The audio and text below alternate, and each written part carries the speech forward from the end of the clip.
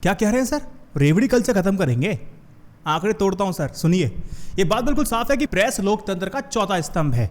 उसके बावजूद पूरा जो हमारा मीडिया है ना, जो उसका माई बाप है, वो सरकार की रेवड़ी पर ही निर्भर करता है।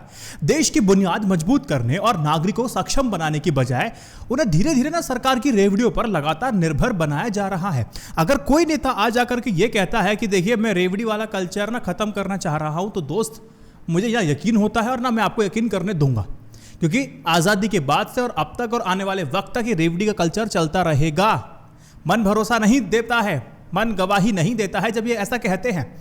डुअल स्टैंडर्ड की बात करता हूं। मोदी जी कहते हैं कि रेवड़ी कल्चर हमारे देश को बर्बाद करे। सर आपको बताऊंगा, लेकिन फिलहाल आप एक बात समझ लीजिए कि एक नेता मुफ्त में जो चीज़ें बांट रहा है उसे प्रसाद या फिर सम्मान निधि माना जाए, और दूसरा जो बांट रहा है उसे रेवड़ी कहे। केंद्र सरकार जब 5 किलो अनाज और 1 किलो दाल 80 करोड़ लोगों को दे रही है और गर्व से इसका प्रचार कर रही है, अगर किसी और राज्य की सरकार ने अगर ऐसा किया है, अगर या फिर ऐसी कोई योजना घोषित अगर की है, तो उसकी आलोचना या फिर उसको आप गलत कैसे कह सकते हैं? केंद्र सरकार किसान सम्मान निधि योजना के नाम पर 10 करोड़ से ज्यादा किसानों को 6,000 रुपए साल यानी कि 500 रुपए महीने दे रही है। अगर कोई दूसरी राज्य की सरकार किसानों को 1,000 रुपए देने लगे तो उसकी आलोचना, उसको आप गलत कैसे कह सकते हैं सर? केंद्र सरकार ने उज्ज्वला योजना के तहत 5 करोड़ से भी ज्यादा परिवारों को रसोई गैस यानी कि गैस सिलेंडर को मुफ्त में बांटे हैं। और अब अगर किसी राज्य की सरकार ने मुफ्त में पेट्रोल या फिर बिजली बांटने की घोषणा अगर कर दी है, तो उसकी आलोचना कैसे हो सकती है? इस लॉजिक का मुझे कोई भी उत्तर अगर दे सकता है तो मैं उसका सम्मान करूंगा। रेवड़ी बांटने की जो राजनीति है ना, वो क्यों शुरू हुई थी और क्यों अभी तक जारी है, इसको समझना पड़ेगा। इस सवाल के जवाब में ही ये निष्कर्ष पूरा छिपा हुआ है दोस्त, कि भारत में रेवड़ी की जो राजनीति है कभी खत्म नहीं होने वाली है। आजादी के बाद रेवड़ी बांटने की शुरुआत देश के सामाजिक और ऐतिहासिक हालातों की वजह से हुई है। यह अपने दिमाग में बिल्कुल क्लियर करके चलिए। सदियों तक गुलाम रहे देश में बड़ी आबादी बुनियादी सुविधाओं से वंचित थी, और बात बिल्कुल सही है। इसलिए संविधान में रिजर्वेशन की व्यवस्था करने से लेकर के मुफ्त में राशन बांटने तक की शुरुआत हुई। अगर ऐसा नहीं किया जाता तो देश के अंदर अराजकता हो सकती थी, डिस्टर्बेंसेस हो सकते थे। तब भारत में अन्न को लेकर के अकाल था जब शुरुआत की जा रही थी। और हां, असल में रेवड़ी बांटना सबसे आसान काम होता है, इसमें आपको दिमाग नहीं लगाना, इसके लिए आपको कोई विजन की बात करनी नहीं है और ना ही ज्यादा धन की आपको आवश्यकता होती है। सरकार अपने नागरिकों का ही खून चूस करके जो राजस्व है ना, उसको इकट्ठा कर लेगी, उसी का एक छोटा सा हिस्सा लोगों को बांटना शुरू करेगी। लीजिए स्वाहा स्वाहा। उसके उल्टे लोगों को सक्षम और देश को मजबूत बनाने के लिए विजन की आवश्यकता होती है, जो इन नेताओं के पास है नहीं, जो इक्का दुक्का अपवादों को छोड़ दें। तो आज तक किसी भी नेता में ये चीज नहीं दिखाई दी है। किसी भी नेता ने लोगों को सक्षम बनाने का गंभीर प्रयास किया ही नहीं है, ताकि सरकार की रेवड़ियों पर निर्भर नहीं रहना पड़े। जनता को जानबूझ करके मजबूर बनाए रखना चाहते हैं। वोट बैंक उनको मिलता रहे, आप कमाएं, ये लोग खाएं। आज भी सभी पार्टियां यही काम कर रही हैं। अब अपने अपने लाभार्थी नमक हलाल वोटर तैयार कर रही हैं, ना कुछ सोच ना समझे कि हाँ चुनाव आगे मुफ्त में खाना मिलेगा जी, ताकि चुनाव जीत सके, और चुनाव जीत भी जाते हैं सर। और सर एक और फैक्चुअल बात बताता हूं, आप जो कह रहे हो रेवड़ी बांटने वाले और बंटवाने वाले, फैक्चुअल बात समझ लीजिए। और इस वीडियो को इस पार्ट अगर काट के हो सके ना, अपने व्हाट्सएप ग्रुप में वायरल कीजिए। देखो ध्यान दीजिए, पहले Xiaomi, Vivo और आज Oppo। 3 दिन पहले खबर सुनी ना, टैक्स चोरी करके भाग गए। डिबेट सुनी, छोटी मोटी रकम नहीं थी सर, करोड़ों हजारों करोड़ों की चोरी करके भागे। 2014 से पहले Oppo, Vivo आपने सुना था? ये मार्केट में थे ही नहीं, मौजूद ही नहीं थे। Xiaomi बस घुसा ही था, कोशिश कर रहा था, लेकिन भारत की लोकल कंपनियों से वो तगड़ी टक्कर दे रही थी। आपने उस वक्त माइक्रोमैक्स, बहुत सारी कंपनी आपके नाम सुने होंगे। माइक्रोमैक्स एक बहुत अच्छा प्रदर्शन कर रही थी उस वक्त तक। 2014 के दूसरे क्वार्टर में जब मोदी जी ने सत्ता संभाली थी, तब लगभग माइक्रोमैक्स का 17% मार्केट था, माइक्रोमैक्स का कब्जा था। इसके अलावा आपने ना बहुत मोबाइल के नाम सुने होंगे, लावा, कार्बन, इंटेक्स जैसी भारतीय ब्रांड भी मार्केट में छाए थे। लेकिन जैसे ही मोदी सरकार सत्ता में आती है, उसकी नीतियों पे गौर करना शुरू कीजिए सर। आपको लगता है ना कि चीनी ब्रांड को प्रमोट करना हद से ज़्यादा शुरू हो गया था? ये आंकड़े के तहत बताया जा रहा है। 2018 का डाटा हमें यह बताता है कि चीनी कंपनियां बाजार के 60% पर कब्जा करके बैठी थी, और भारतीय कंपनियों का भट्टा बैठता चला गया, मार्केट से बाहर हो गई, टाटा बाय बाय, सब कुछ खत्म हो गया। अगले साल 2019 में भारत के 72% स्मार्टफोन बाजार पर किसका कब्जा था? भारतीय ब्रांड नहीं सर, चीनी ब्रांड का कब्जा हो गया था। चाइनीज कंपनियों का दबदबा बढ़ने लगा। जब बढ़ने लगा तो इसके कारण से माइक्रोमैक्स, इंटेक्स, लावा जैसी कंपनियों को मैन्युफैक्चरिंग कार्य से जुड़े हुए लोगों की छटनी करनी पड़ी। छटनी करती चले गए। मार्केट में ब्रांड जो था लगातार आउट होता जा रहा था। मोदी जी बार बार कह तो रहे थे ना कि make in India, make in India, make in India की बात की थी, लेकिन उन्होंने प्रमोट किसको किया? लावा, इंटेक्स, माइक्रोमैक्स, इनको नहीं किया ना। 2021 में चाइनीज कंपनी बीबीके ग्रुप, मतलब ओप्पो, वीवो, रियलमी और वन प्लस और शाओमी जैसे कि रेडमी और पोको भारत के 85% मार्केट पर कब्जा कर चुकी हैं। ये सब चाइनीज कंपनी है और ये बिना पॉलिसीज के आप करके दिखा दो।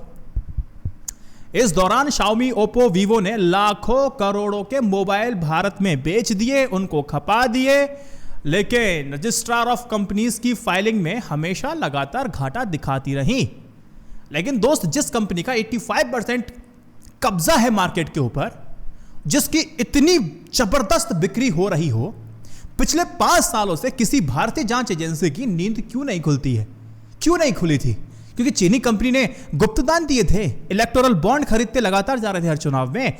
पीएम केयर फंड में तो गुप्तदान दिया था, ये सुनने में आया था। शाओमी ने 10 करोड़, हुवावे ने 7, वन प्लस ने 1 करोड़, ओप्पो ने 1 करोड़। इसके अलावा वीवो ने जय शाह के बीसीसीआई से जुड़ते ही आईपीएल की स्पॉन्सरशिप देती थी 2022 की। तो मतलब पैसे किस किस तरीके से कमाए होंगे, मुझे ये समझाने की आवश्यकता नहीं है। हजारों करोड़ों रुपए गबन, मतलब फंड खरीद लो, टाटा बाय बाय, सब खत्म करके चले जाओ। यानी कि अंदर जो भी कुछ डील चली होगी। वीवो ने 2021 में आईपीएल स्पॉन्सरशिप से हाथ खींच लिए। अब लोग, एक्सपर्ट ये बोल रहे हैं, हाथ आज जैसे इन्होंने खींचे उनका बुरा वक्त शुरू हो गया, जांच एजेंसी उन पर छोड़ दी गई।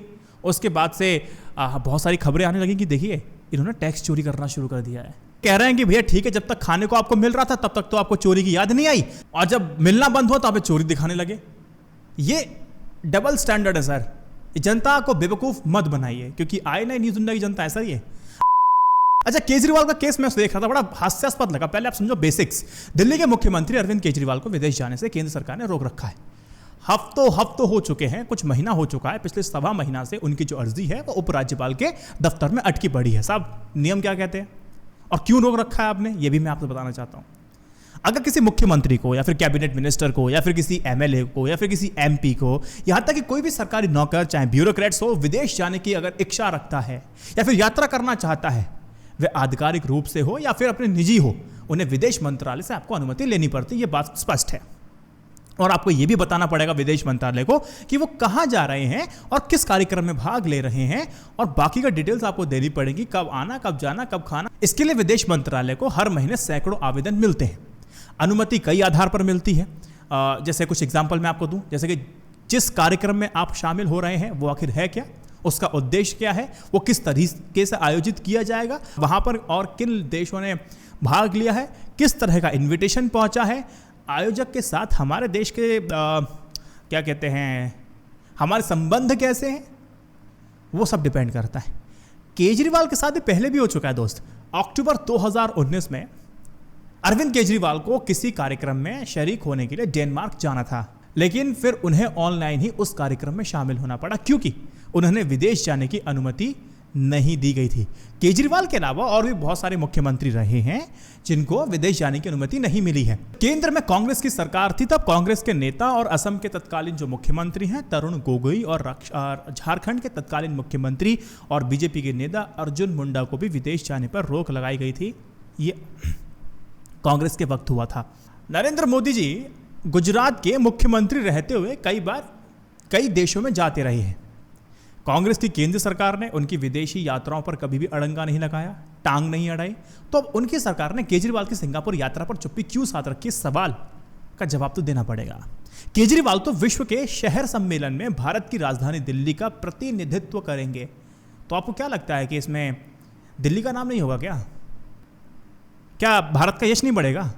2019 में भी हमारे विदेश मंत्रालय ने केजरीवाल को कोपेनहेगन के विश्व महापौर सम्मेलन में नहीं जाने दिया था, जबकि इसी सम्मेलन में पहले शीला दीक्षित जी बहुत शानदार ढंग से भाग लेती थीं।